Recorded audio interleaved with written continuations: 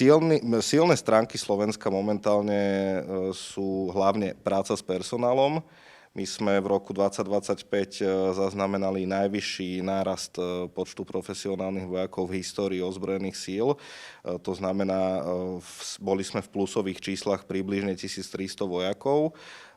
Takže v tomto sme v rámci aliancie vnímaní veľmi pozitívne.